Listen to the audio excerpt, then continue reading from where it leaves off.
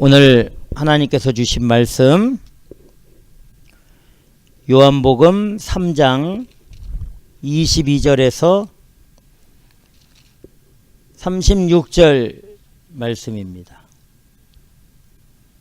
오늘 하나님께서 주신 말씀 요한복음 3장 22절에서 36절 말씀 우리 찾아서 다 같이 읽도록 하겠습니다.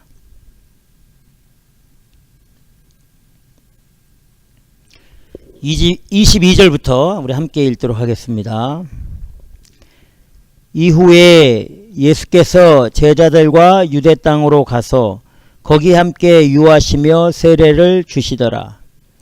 요한도 살렘 가까운 에논에서 세례를 주니 거기 물들이 많음이라. 사람들이 와서 세례를 받더라. 요한이 아직 옥에 갇히지 아니하였더라. 이에 요한의 제자 중에서 한 유대인으로 더불어 결례에 대하여 변론이 되었더니 저희가 요한에게 와서 가로되 라피여 선생님과 함께 요단강 저편에 있던 자 곧 선생님이 증거하시던 자가 세례를 주매 사람이 다 그에게로 가더이다. 요한이 대답하여 가로되 만일 하늘에서 주신 바 아니면 사람이 아무것도 받을 수 없느니라.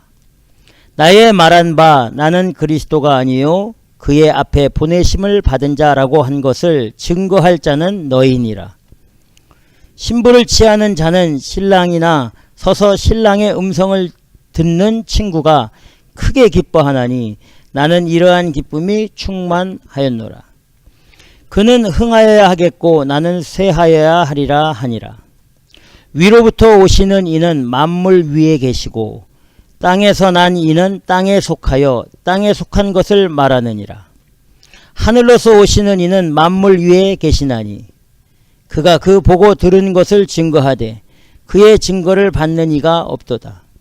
그의 증거를 받는 이는 하나님을 참되시다 하여 인쳤느니라. 하나님의 보내신 이는 하나님의 말씀을 하나니 이는 하나님이 성령을 한량없이 주심이니라.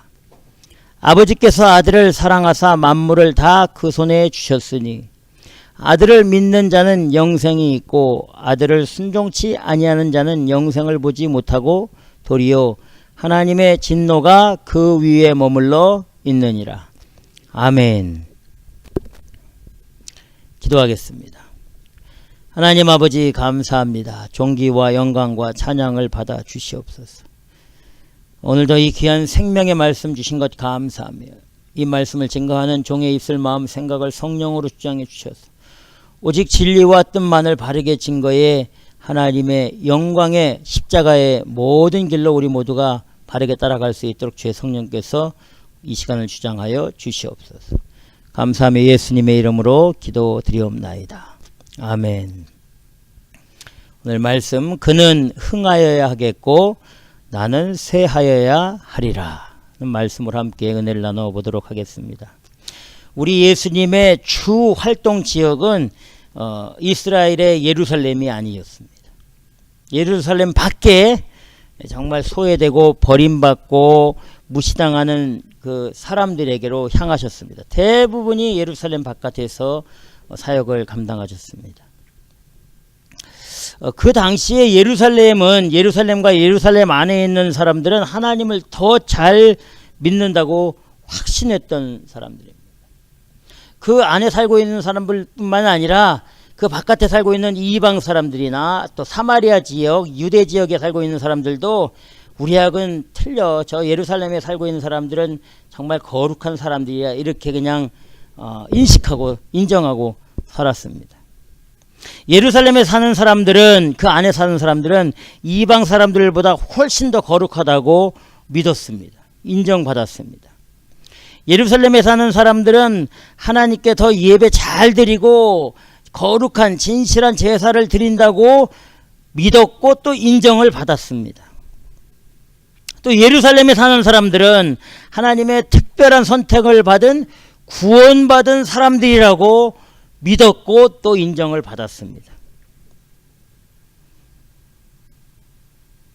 그래서 예루살렘에 살고 있는 사람들은 성을 쌓고 울다리를 치고 성을 큰 예루살렘 성을 쌓았지요. 거룩하지 못하다고 생각했던 예루살렘 바깥의 사람들과 교제하지 않았습니다. 성 안에서 자기들끼리 특별한 존재로 서로 인정하고 인정받으면서 그렇게 생활을 했습니다. 예루살렘 안에 살고 있던 사람들은 분명히 확신을 했습니다.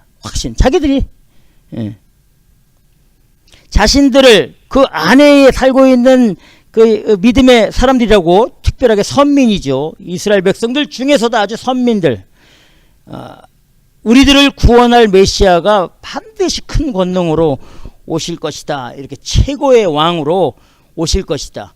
우리가 지금 로마의 지배를 받고 있고 좀 약하게 보이지만 이제 메시아가 오시고 그리스도가 오시면은 로마 황제는 이제 아무것도 아니다.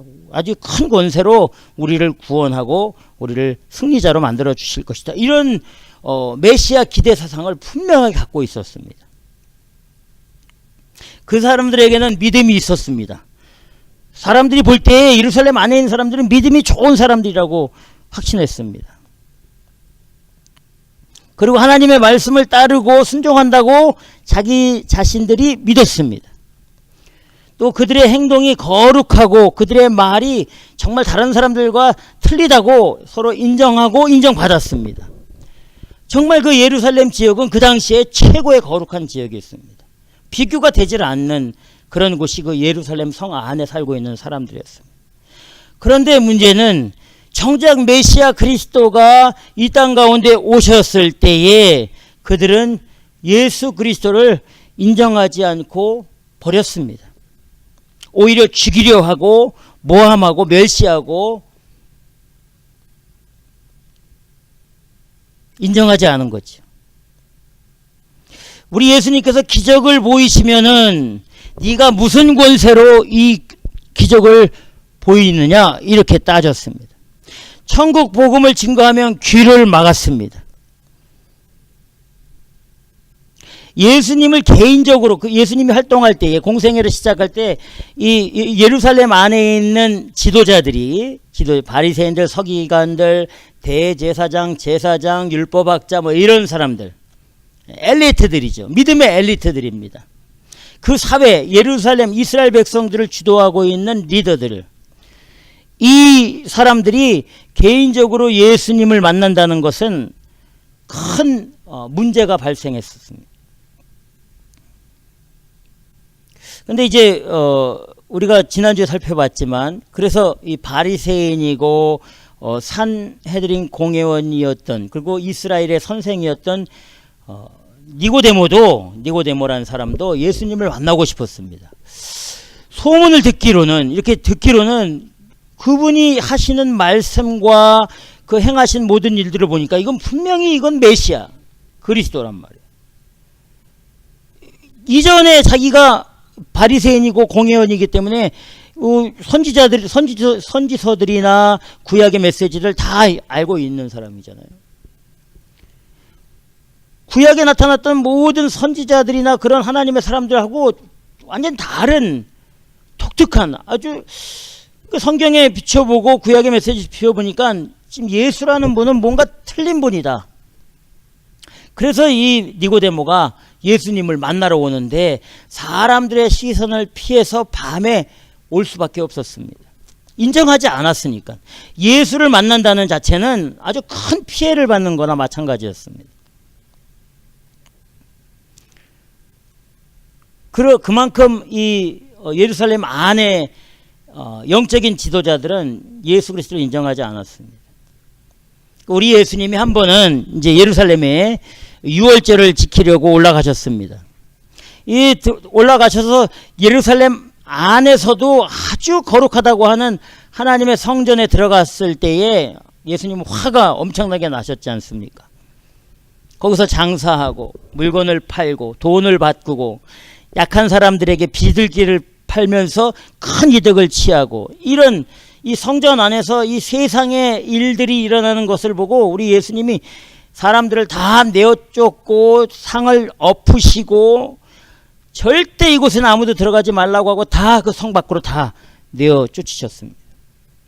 그때 그 사람들이 네가 무슨 권세로 지금 이렇게 행동하고 말할 수 있느냐 이렇게 말하고 그때부터 예수님을 이제 죽이려고 이 계획을 하고 성전을 모독했다 이거죠.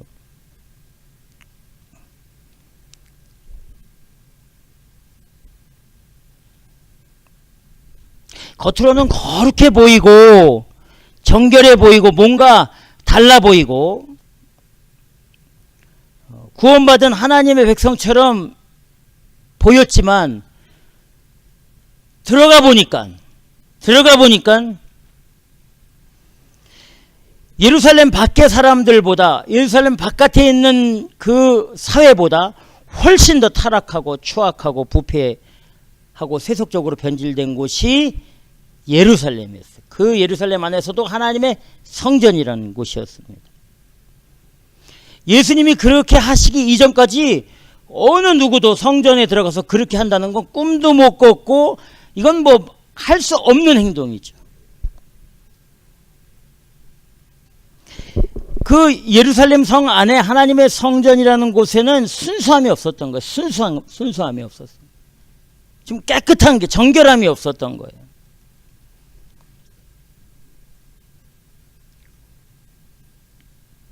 근데 문제는 뭐냐면은 그 예루살렘 안에 살고 있는 사람들, 그 성전 중심으로 살고 있는 그 사람들이 그 안에 있는 사람들이 전혀 그것을 알지 못한다는 이게 진짜 문제거든. 알면 그렇게 안 하죠. 전혀 느끼질 못하는. 왜냐하면 다 부패했기 때문에, 다 타락했기 때문에 그냥 그것이 그냥 일반화되고 그냥 그거 괜찮다고 서로 인정이 되는 거예요. 아무 그게 없거든. 나도 죄 짓고 너도 죄 짓기 때문에 그냥 그게 그냥 성전 안에서 장사하고 돈벌이하고 비즈니스 하는 게 그냥 일반화된 거예요. 교회 안에서 비즈니스하고 교회 안에서 장사하고 교회 안에서 세상적인 방법으로 세미나하고 컨퍼런스하고 행사하는 것 아무렇지도 않게 되는 거예요. 아무렇지 다 하기 때문에 교회 안에서 사람 중심의 어떤 부흥회를 하고 이상한 무슨 잔치니 뭐 별거 다 해도 괜찮은 거야. 느끼질 못하는. 다른 데도 다 하고 우리도 하고 세상 사람들이 교회 공동체들이 다 똑같이 하기 때문에 아무렇지도 않은 거예요. 사람들을 불러놓고 연주회를 한다고 사람들의 이름을 높이고 겉으로는 예수님, 겉으로는 하나님이라고 하지만 그 인간들을 찬양하고 인간적인 모습으로 다 준비한 우리뿐만 아니라 다른 데도 다 똑같이 하거든. 똑같이. 그러니까 모르는 거야. 그게 죄인지 아니면 그것이 진리 가운데 있는 건지 전혀 느끼지 못하는 거야. 이게 진짜 무서운 거예요. 이게 무서운 거야. 예수님이 성전에 들어가서 그렇게 하시기 이전까지 그 성전은 구약 때부터 계속 그런 식이었습니다. 그런데 누구 하나도 성전에서 예수님처럼 그렇게 하는 사람이 없습니다. 물론 구약의 선지자들이 하나님의 성령의 충만함을 받고 정말 담대하게 복음을 전한 하나님의 메시지를 전한 일들이 많이 있었지만 그 예루살렘 안에 있는 사람들은 귀를 닫아버리거든요. 참 뭐야. 지금 문제가 아무것도 생기지 않은데 우리가 이 행사한다고 사람들이 다 좋아하고 우리가 부흥회한다고 사람들 다 좋아하고 우리가 어떤 가수 불러다가 쇼해도 사람들이 다 좋아하는데 왜 쟤는 왜 난리야. 그런 거예요. 왜 부정적인 시각으로만 보는 거야. 아니 성경적인 시각으로 보는 거예요. 성경적인 시각으로. 다 부패했기 때문에 다 세속화되었기 때문에 다 인간적인 것이 되었기 때문에 모르는 거 느끼질 못하는 거예요. 무서운 겁니다. 이게 무서운 거예요.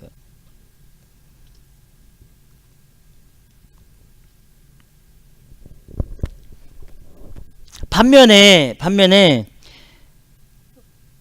예루살렘 밖의 모습은 분명히 더럽고 추악합니다. 구원 바깥에 있는 사람들처럼 보이는 거죠. 깊이 관계해서는 안 되는 사람들처럼 느껴집니다. 대표적인 지역이 사마리아 지역, 이스라엘 사람들, 특히 예루살렘 안에 있는 사람들은 사마리아 지역을 쳐다도 보지 않았습니다. 그 땅을 밟지도 않았습니다. 좀 돌아가더라도 힘들고 돌아가더라도 사마리아 지역을 돌아서 갔습니다.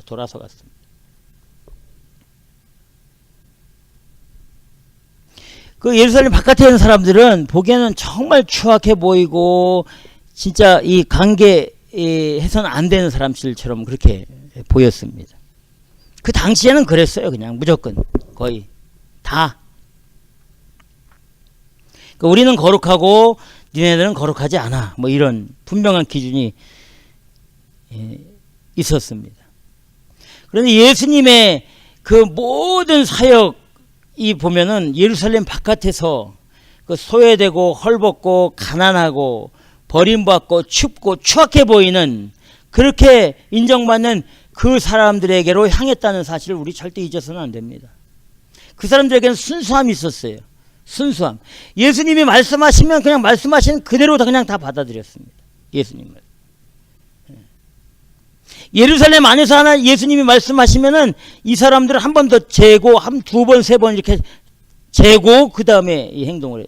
그러나 이 이방 지역에서 예수님이 활동하실 때는 이방 지역이라고 할 수도 없죠. 유대 지역, 사마리아 지역 이 지역에서 활동하실 때에도 예수님이 말씀하시고 어떤 기적을 베푸시면 사람들이 막 흥분을 했습니다.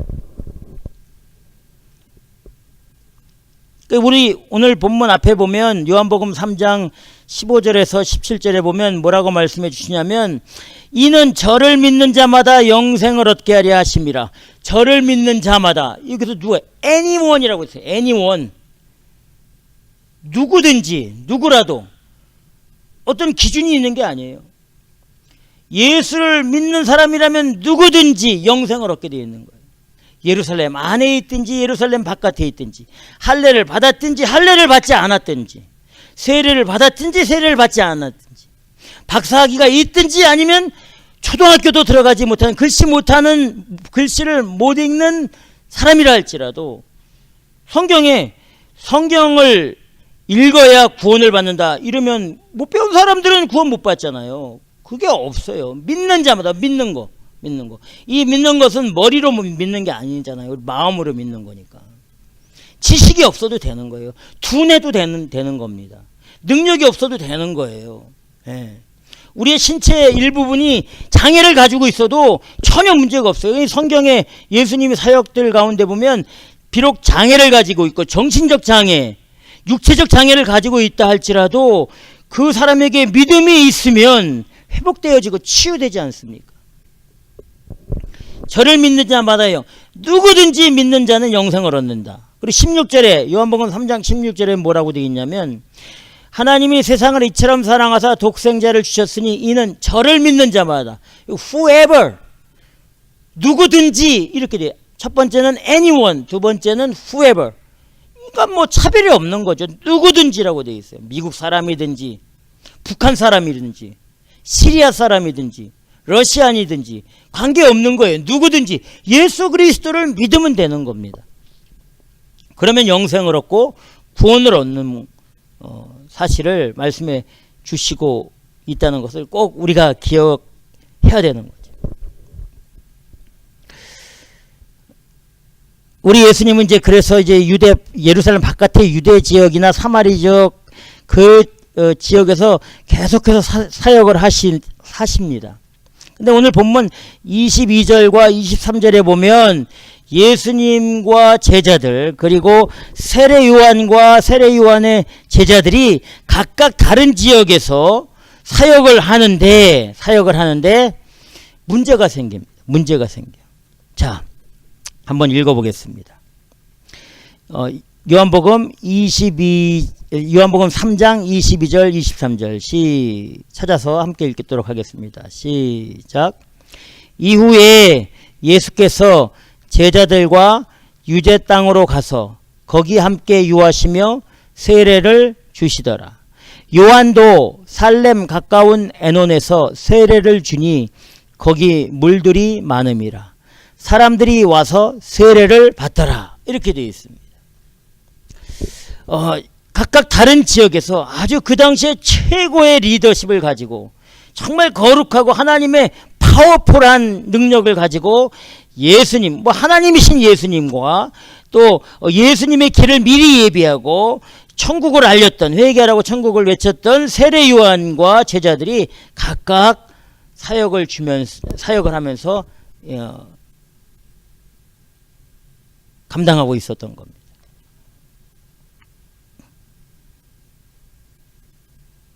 불과 얼마 전까지만 해도 그러니까 예수님이 공생의 사역을 하시기 그 전까지만 해도 이 세례 요한의 이 영적인 인기는 대단했습니다. 상상을 초월하는 거예요.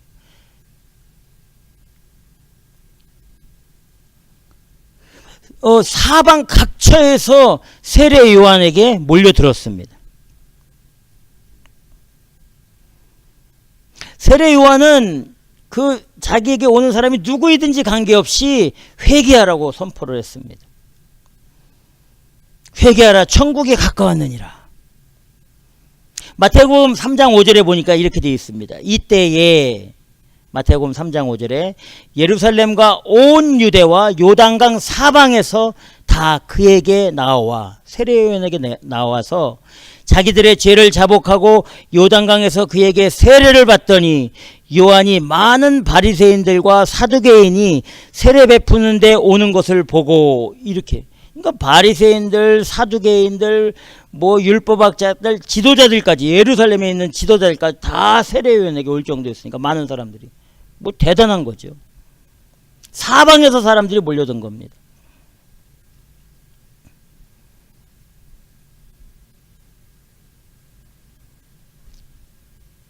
그래서 사람들이, 어떤 사람들은 세례 요한을 그리스도라고 생각하는 사람들도 있었고, 어떤 사람들은 엘리야다 이렇게 생각을 했습니다. 왜 엘리야다 그러면 말라기에 하나님께서 말라기 선지를 통하여서 엘리야가 다시 와서 놀라운 일을 나의 놀라운 일을 보여줄 것이라고 예언을 했거든요.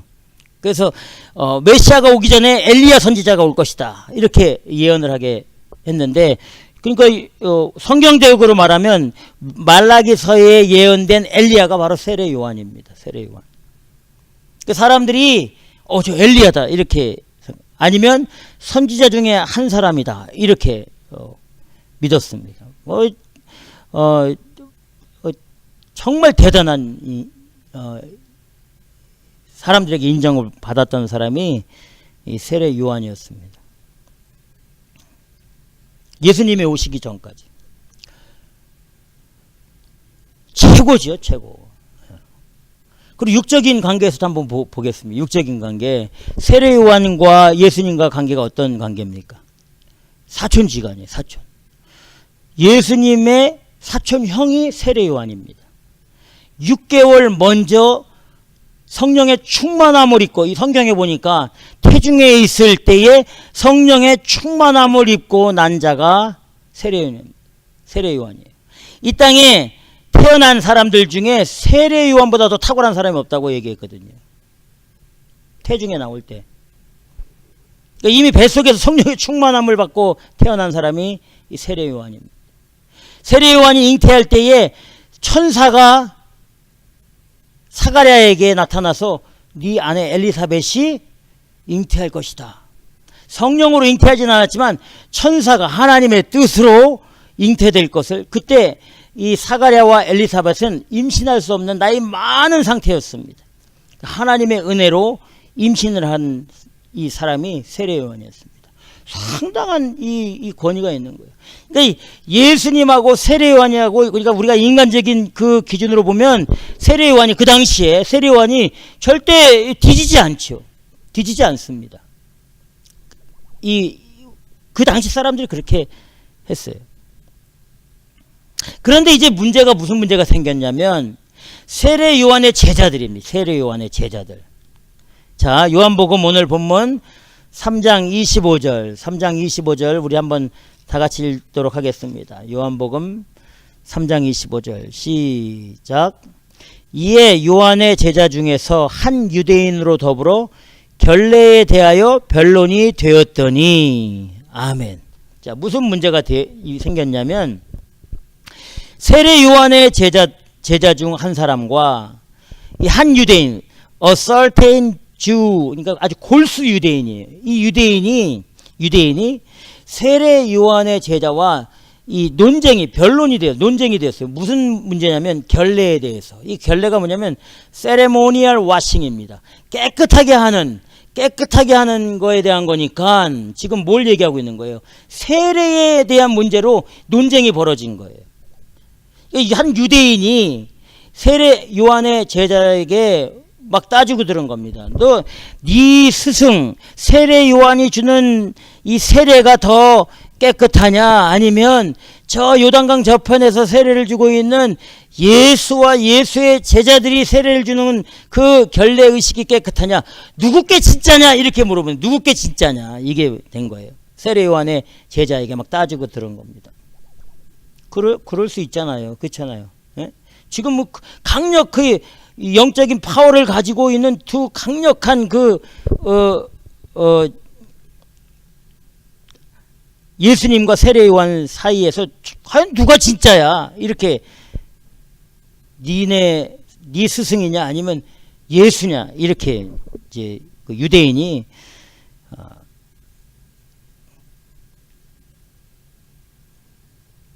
따지고 들은 거죠.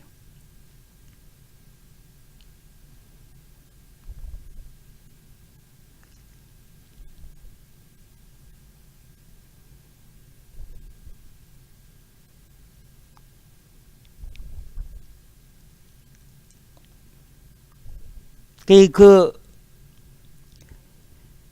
세례 요한의 제자가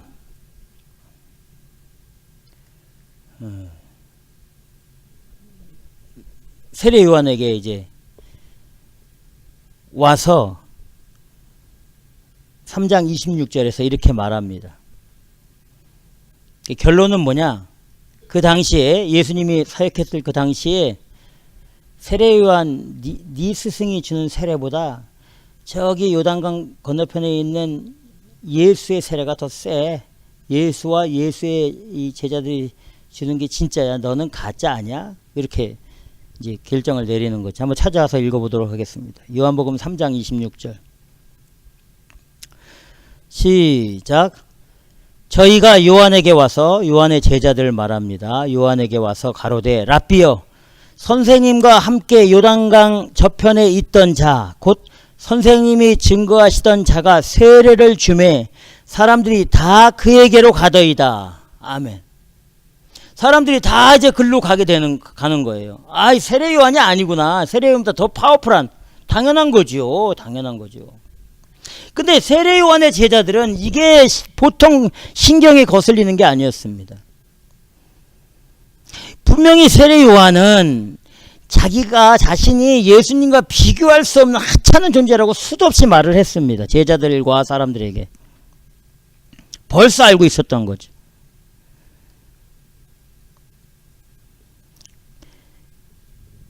근데 사람들은 그걸 비교하기 시작한 거예요. 세례 요한의 제자들도 자신들에 있던 사람들고 자신들을 따랐던 사람들이 다시 예수님에게로 가는 것을 보고 도대체 이게 화가 나서 견딜 수가 없는 겁니다. 그래서 예수님을 뭐라고 말하냐면 선생님과 함께 요단강에 있던 자, 이렇게 말해버려요. 그냥 그 사람 있잖아요. 그 사람, 선생님하고 같이 있던 사람, 이게 뭐예요? 당신하고 비슷한 그 레벨에 있는 사람, 그 사람. 그리고 뭐라 그래 돼 있습니까? 곧 선생님이 증거하시던 자, 선생님이 말한 그 자, 그 사람, 당신이 세워주신 그 사람, 당신이 인정한 그 사람, 그 사람이 우리의 인기를 다 가지고 가고 있어요. 선생님, 이렇게 얘기하고 있는 거예요.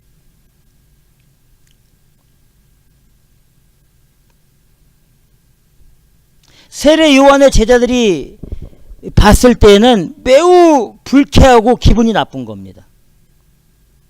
자기들이 원조예요. 뭐가 원조입니까? 세례의 원조야. 세례라는 것을 처음으로 뵌 거이 우리 선생이야. 세례 요한. 우리가 원조야. 예수와 제자들은 우리를 카피한 거야. 이렇게 가질 수 있잖아요. 그런 마음을 가지고 있었던 겁니다. 우리가 원조인데 당신이 예수를 세례하지 않았습니까? 우리가 원조인데 이게 어떻게 된 거냐?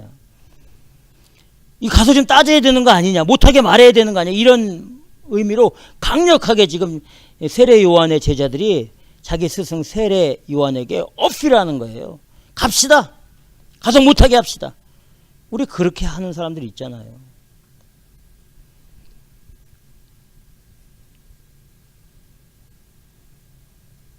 사람들이 저 사람에게 다 몰려가고 있습니다. 저 사람이 없으면, 예수가 없으면 우리가 최고의 자리를 지킬 수 있는데 어떻게 합니까? 이런 의미를 가지고 있는 거예요.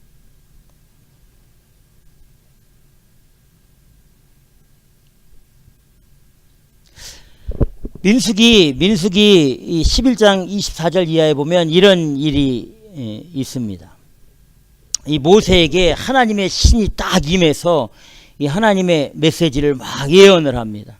그럼 하나님이 이 진중에 있는 이스라엘 그 백성 안에 있는 장로 70명을 다 이 장막 가운데 불러 세워라 이렇게 명령을 하죠. 모세가 진중에 있는 이스라엘 백성들 가운데 있는 장로 70명을 다 불러서 그 회막 가운데 쭉 둘러서 세웁니다.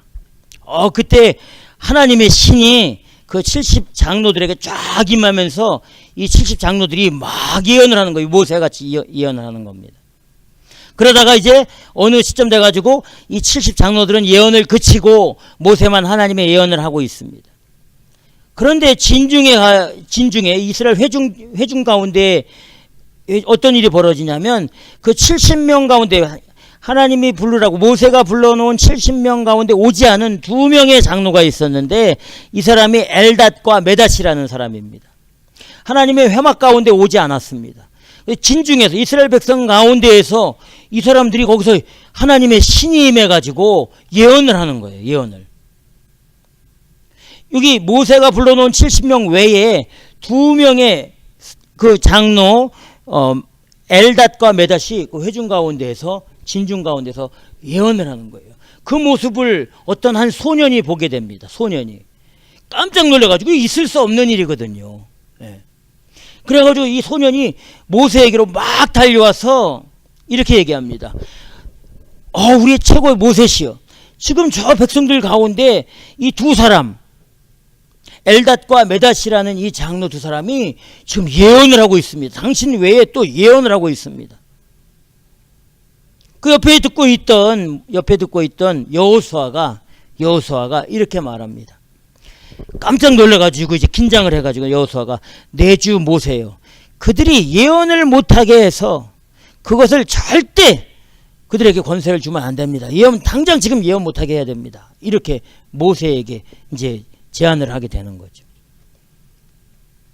그때 모세가 여호수아에게 이렇게 얘기합니다. 네가 나를 위하여 시기하느냐? 여호와께서 그 신을 모든 백성에게 주사 다 선지자 되게 하시기를 원하노라. 아멘. 대단하지 않습니까, 모세?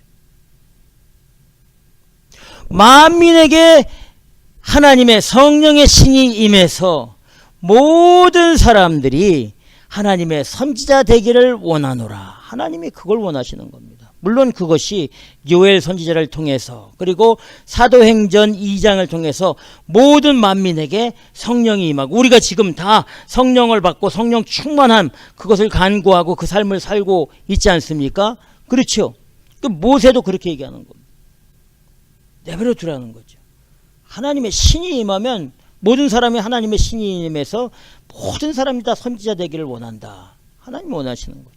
자, 이렇게 세례 요한의 제자들이 발짝발짝 뛰고 세례 요한에게 지금 막 따지고 지금 그 불편한 불쾌한 이 심기를 드러내고 있을 때에 세례 요한이 그 제자들에게 이렇게 말합니다. 네 가지. 첫 번째, 세례 요한이 예수님을 증거한 거는 자 3장 27절 오늘 본문 요한복음 3장 27절 우리 다 같이 읽겠습니다.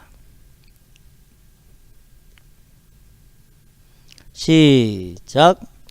요한이 대답하여 가로되 만일 하늘에서 주신 바 아니면 사람이 아무것도 받을 수 없느니라. 아멘.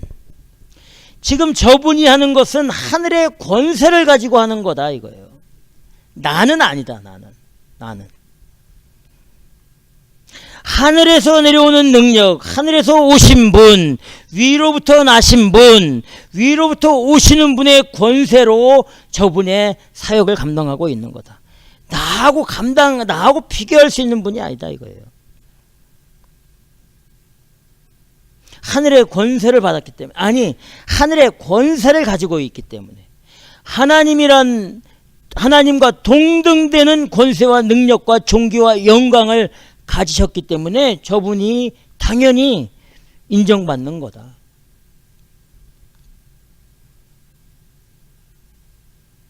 하늘에서 오신 분.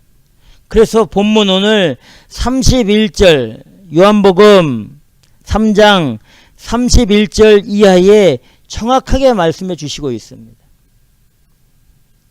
이런 능력을 가지고 요한복음 3장 31절 본문 뒤에 보면, 자 우리 다 같이 읽어보겠습니다. 시작. 위로부터 오시는 이는 만물 위에 계시고 땅에서 난 이는 땅에 속하여 땅에 속한 것을 말하느니라. 하늘로서 오시는 이는 만물 위에 계시나니 그가 그 보고 들은 것을 증거하되 그의 증거를 받는 이가 없도다. 그의 증거를 받는 이는 하나님을 참되시다 하여 인쳤느니라. 하나님의 보내신 이는 하나님의 말씀을 하나니 이는 하나님이 성령을 한량없이 주심이니라. 아버지께서 아들을 사랑하사 만물을 다 그의 손에 주셨으니 아들을 믿는 자는 영생이 있고 아들을 순종치 아니하는 자는 영생을 보지 못하고 도리어 하나님의 진노가 그 위에 머물러 있느니라. 아멘. 여기서 계속 뭐라고 말합니까? 위로부터 오시느니, 하늘로부터 오시느니, 하나님의 보내시느니, 바로 예수 그리스도를 말하고 있는 거예요. 예수 그리스도, 바로 하나님의 권세로 하나님의 보내심을 입고 능력을 가지고 하시는 사역, 이게 진짜다. 나는 아니다.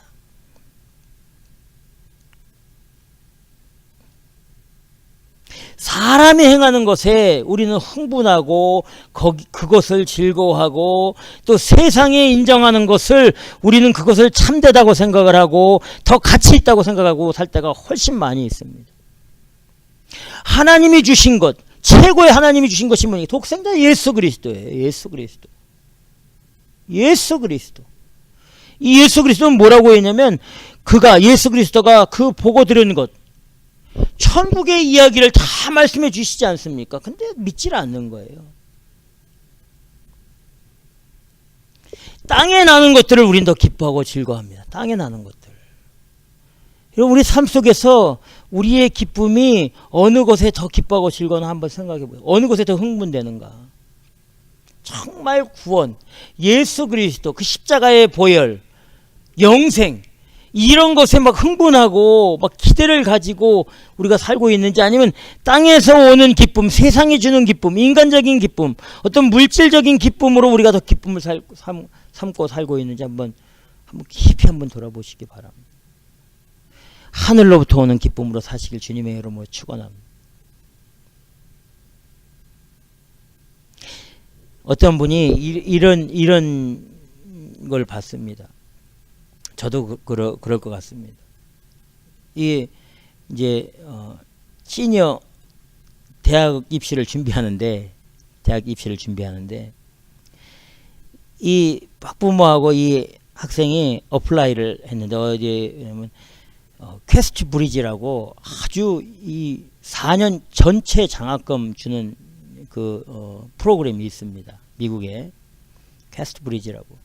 이 장학금 스칼라십은 학비, 기숙사비, 책값, 식비, 교통비, 용돈 4년 전체를 다 책임지는 그런 스칼라십이, 좋은 스칼라십입니다.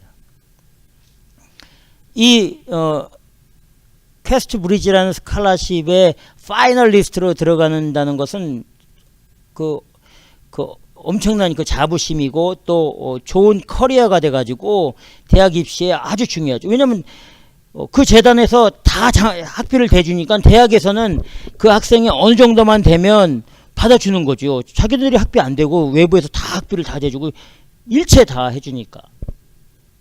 근데 어느 학생이 퀘스트 브리지의 파이널리스트로 딱 합격을 한 거예요. 근데 그 부모가 어떤 마음을 가지고 있냐면, 와, 참을 못 이루는 거예요. 이게 진짜인가? 이게 믿어지지가 않네. 이게 진짜인가? 막 너무 좋아가지고 너무 좋잖아요. 예. 야, 이게 진짜인가? 이게 진짜 이게 지금 우리 아들이 이게 합격을 한 거예요. 진짜 거기 합격한 거야. 야, 그러면서 너무 좋아가지고 좋죠, 진짜. 근데 우리가 한번 돌아보면은 진짜인가? 야, 이게 꿈이야 생시야. 이런 일들이 있잖아요. 근데 우리가 영적으로 우리 자신을 돌아볼 때 뭐라고 하냐면, 내가 죄 사함을 받은 게 진짜야 이거. 참을 못 이루는 거야. 이게 내가 죄 사함을 받고 구원받았다는 게 꿈이야 생시야. 이거 진짜 내가 천국에 가는 거야 이거. 너무 기뻐가지고 이거 어떻게 할 수 없는 그런 마음이 우리 가운데 있냐 이거예요. 구원, 죄사함의 은혜와 영생을 받고 구원받았다는 이 사실에 대해서 참 못 이루고 매일같이, 와, 내가 천국에 가 이거? 이게 말이 되는 거야? 진짜야? 이런 느낌을 가지면서 우리가 생활한 적이 있냐고. 근데 우리는 다른 일들에 대해서 좋은 일 있으면, 와, 이거 꿈이야 생시야. 진짜 이게 지금 내 현실에 나타난 거야? 막 이렇게 막 그럴 때가 있잖아요. 그래요, 안 그래요? 우리 하나님은 독생자를 죽이시기까지 우리를 구원하시기 위해서 실제적 역사적 사실로 예수 그리스도를 십자가에 못 박아 정말 처절하게 피 흘려 죽이셨는데, 그게 우리 인격 가운데 이게 체험되지 않고, 이건 뭐야, 알았어, 구원받은 거야, 이래버리면 안 된단 말이에요. 참 못 이루고, 야, 하나님이 나를 위해서 죽을 수가 있지. 그 십자가의 그 은혜가 정말, 와, 나에게 임한 거야. 임했지만 이게 꿈이야 생시야. 이런 이 영적인 이 마음의 그런 이 뭐라 할까요? 이거 그 부정적인 게 아니라 긍정적이면서도 이거 어떻게 할 수 없는,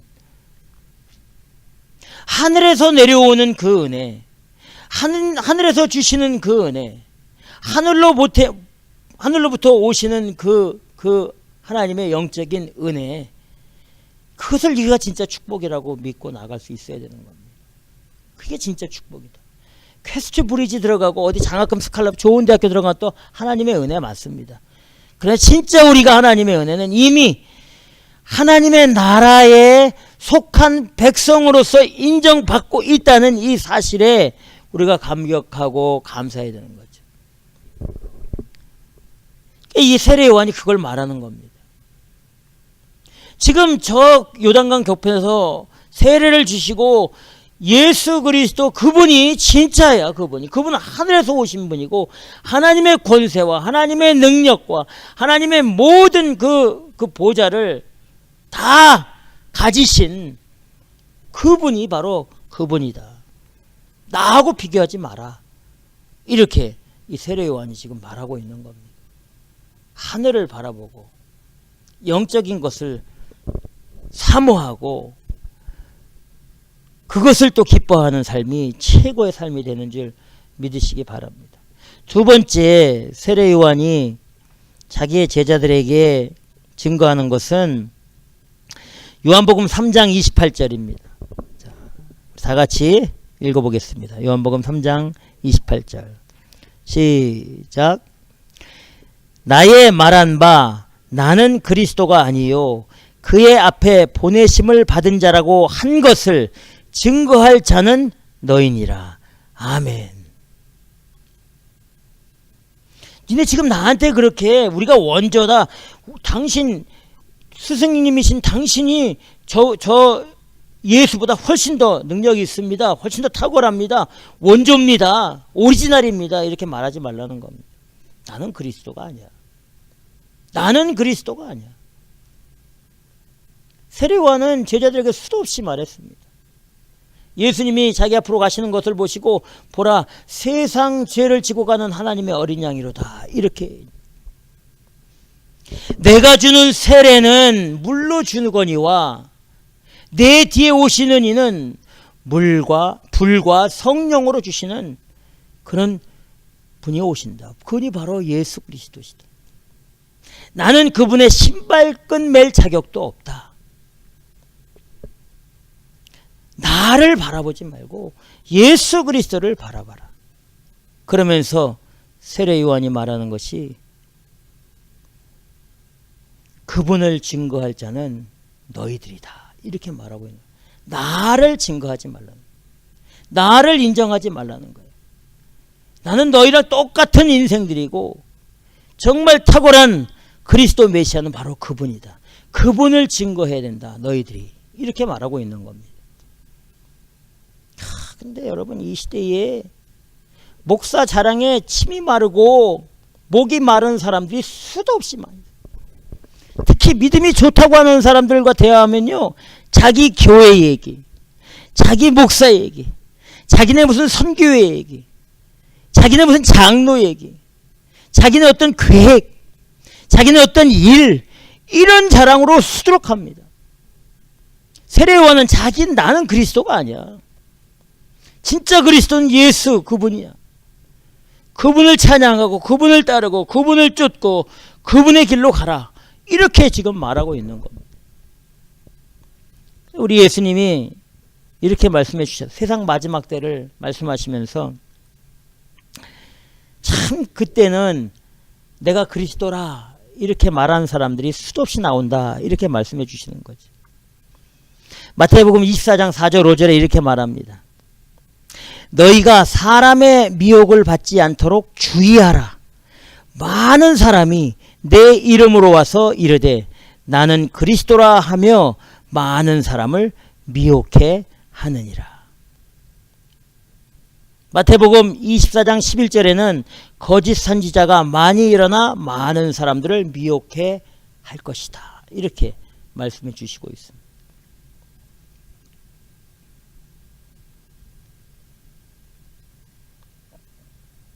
참 이 시대에도 이런 일들이 일어나고 있습니다.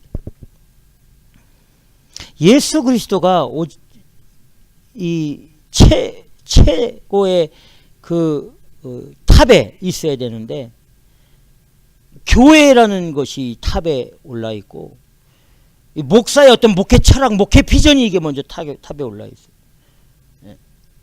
어떻게 예수 그리스도를 따르는 게 아니라 목회자의 목회 철학에 따라서 교회와 성도들이 움직여요. 여러분 이거 큰 문제입니다. 큰 문제. 그분도 여러분들이랑 그 사람도 목사라는 사람도 장로라는 사람도 여러분과 똑같은 죄인입니다. 성경을 더 안다. 근데 그 성경을 아는 것으로 여러분들을 미혹하고 유혹할 수 있다는 사실. 여러분들보다 성경을 더 잘 알기 때문에 여러분들을 속이고 여러분들을 위험한 곳으로 인도한다는 이 사실도 꼭 기억할 필요가 있는 거죠. 물론 잘 아는 목사님도 있습니다. 그러나 제 작은 소견으로는 대부분의 목사들, 저는 대부분이라고 말합니다. 대부분의 교회들이 성도들을 잘못된 길로 인도해요. 예수를 따르게 하는 게 아니라 다른 길로 따르게 만듭니다. 어쨌든 우리가 증거하여야 할 분은 오직 예수 그리스도다. 세례 요한이 자신을 추종하는 그 자기의 제자들에게 나를 따르지 말고 예수를 따르라고 말하고 있는 겁니다. 나를 인정하지 말고 예수를 인정하라고 말하는 겁니다. 나를 증거하지 말고 예수 그리스도를 증거해야 할 사람들이 바로 너희다. 예수 그리스도에 대해서 분명하게 말하고 있는 모습이 세례 요한의 모습입니다. 우리의 입술로도 늘 예수 그리스도 복음을 증거하고 예수를 전하고 하나님 나라를 선포하고 십자가를 전하고 그런 삶이 최고의 하나님의 성령에 충만한 삶이 된다는 사실을 꼭 기억하시길 주님의 이름으로 축원합니다. 세례 요한이 그걸 말하고 있는 겁니다. 세 번째, 세례 요한이 제자들에게, 자신의 제자들에게 막 따지는 그 제자들에게 말합니다. 요한복음 3장 29절도 우리 다 같이 읽겠습니다. 요한복음 3장 29절 시작. 신부를 취하는 자는 신랑이나 서서 신랑의 음성을 듣는 친구가 크게 기뻐하나니 나는 이러한 기쁨이 충만하였노라. 아멘. 이게 무슨 말입니까? 신부 누굽니까? 예수님께로 가고 있는 이 사람들을 말하는 거예요. 지금 세례 요한 편에 있다가 예수님께로 가고 있는 그 사람들이 신부입니다. 신랑은 누굽니까? 예수님입니다. 예수님. 그러면 신랑의 음성을 듣는 친구가 누굽니까? 세례 요한입니다. 자, 이 말이 뭐냐? 지금 이거 정리하면 신부를 취하는 것은 신랑이다 이거예요. 신랑이신 예수님에게 신부들이 가는 것은 당연한 거예요. 근데 그 신랑의 친구인 나는 나한테 있었던 그 신부들이 다 참된 신랑인 예수에게로 가는 그것을 보고 나는 기뻐하고 즐거워한다는 거예요. 나는 오히려 좋고 기쁘다는 거예요. 여러분, 예수에게로 가는 것을 시기하고 질투하면 안 된다는 거죠. 세례 요한의 제자들은 지금 그걸 시기하고 있는 거예요. 참된 신랑이신 구세주이신 하나님이신 예수님에게로 지금 사람들이 가고 있는 것을 시기하고 질투하고 있는 거죠. 큰 문제 아닙니까? 오히려 세례 요한은 나는 너무 기쁘다는 거죠. 내가 아니라 예수님께로 가고 있는 그 인생들을 보니까 오히려 기뻐하는 거예요. 그래서 나는 이러한 기쁨이 충만하노라. 할렐루야. 아멘. 참된 예수 그리스도를 따라가는 사람을 보고 기뻐하고 즐거워하고 인정해 줄 수 있는 사람이 되어야 된다는 겁니다. 사람을 따르는 게 아니라 진짜 하나님 말씀을 따르고 복음을 따르고 예수의 증인으로 복음의 증인으로 믿음을 가지고 가는 그 사람으로부터 오는 기쁨, 그 사람들을 보고 정말 참되게 기뻐하는 그런 모습이 우리에게 있어야 되는 겁니다. 근데 우리는 그 기쁨을 누리지 못합니다. 사람이 주는 기쁨, 어떤 조직적으로 짜여진 기쁨, 어떤 체계적으로 준비된 기쁨, 사람의 손에 이루어진 기쁨, 세상의 것에 섞여 있는 이 기쁨, 그 기쁨을 얻으려고 합니다. 그런 기쁨은 우리에게 허무함을 더해줍니다. 허무함을 더해줘요. 네. 정말 영적인 기쁨. 그 기쁨은 뭐냐? 사람들이 예수께로 가는 거예요. 예수께로. 사람들이 주 예수께로 따라가는 겁니다. 이게 무슨 말이에요? 복음의 길로 가는 거예요. 세례 요한이 주 예수 그리스도를 증거함으로 그 예수 그리스도를 복음의 메시지를 듣는 사람들이 자신이 아니라 참된 그리스도 예수께로 가는 그 모습을 보고 세례 요한은 그것이 나의 최고의 기쁨이다 이렇게 말하고 있는 겁니다. 영혼 구원의 일이 우리에게 최고의 기쁨이 되어야 된다는 사실을 꼭 기억하시길 바랍니다. 다른 것이 아니라 세례 요한이 지금 제자들에게 그걸 말하고 있는 겁니다. 네 번째 세례 요한이 전하는 그 메시지는 요한복음 3장 30절입니다. 자, 우리 요한복음 3장 30절도 다 같이 읽어보도록 하겠습니다. 시작. 그는 흥하여야 하겠고 나는 쇠하여야 하리라 하니라. 아멘. 중요한 메시지입니다. 지금 세례 요한의 제자들이 자신들을 따르고 있던 사람들이 다 예수께로 가는 것을 보고 와서 자기의 스승인 세례 요한에게 막 따지는 거예요. 이런 일이 어떻게 있을 수 있느냐. 이거 우리 영적으로 회복해야 되는 거 아니냐. 뭐 이렇게 얘기하는 겁니다. 가서 따지고 저렇게 하는 것을 좀 못하도록 해야 되는 거 아닙니까? 이렇게 막 했을 때에 세례 요한이 그 제자들에게 그는 흥하여야 하겠고 나는 쇠하여야 하리라. 너무나 멋지지 않습니까?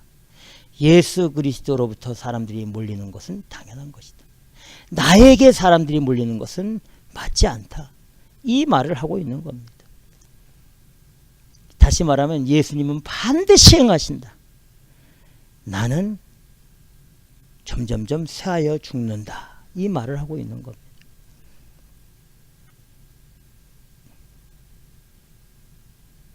우리 예수님은 우리를 살리기 위해서 십자가에 피 흘려 죽으셨습니다.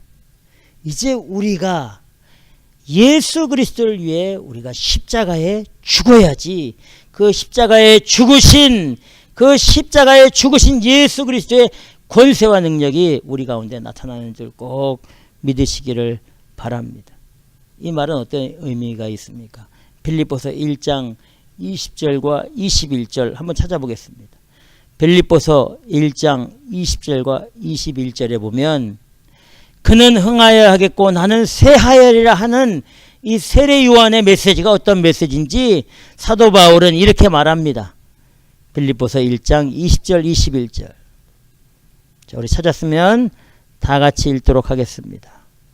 시작. 나의 간절한 기대와 소망을 따라 아무 일에든지 부끄럽지 아니하고 오직 전과 같이 이제도 온전히 담대하여 살든지 죽든지 내 몸에서 그리스도가 존귀되게 하려 하나니 이는 내게 사는 것이 그리스도이니 죽는 것도 유익함이니라. 아멘. 이 말을 하고 있는 거예요. 내 안에 사는 것이 그리스도니 이제 나는 죽는 것이 오히려 유익하다는 겁니다. 내가 죽어야 오히려 예수 그리스도께 유익한 것이 많이 있는 거죠.